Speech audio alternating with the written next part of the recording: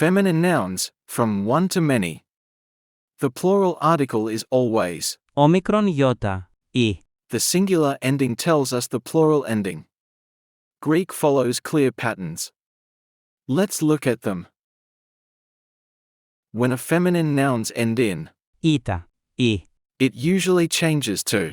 Εψιλον σίγμα, S. Pay attention to the ending. Listen and repeat. Οι ντομάτες. Οι ντομάτες.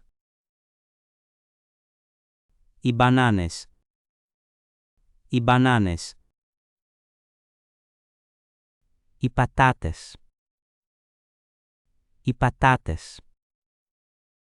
Can you see the pattern?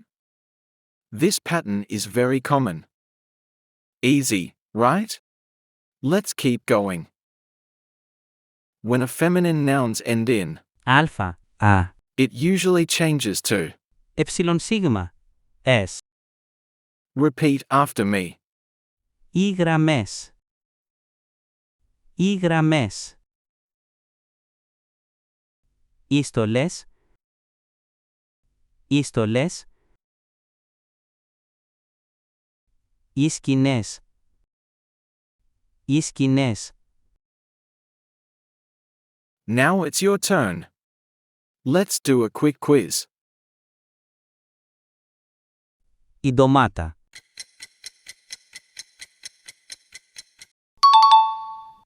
Οι ντομάτες. Η μπανάνα.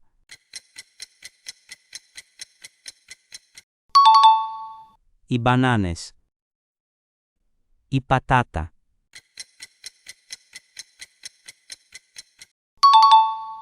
Οι πατάτες. Η γραμμή.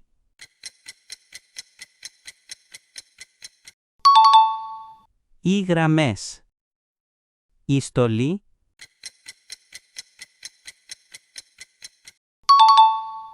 Οι στολές.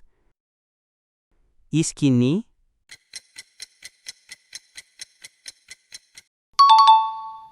Οι σκηνές. Excellent. Now you know a very common Greek plural pattern.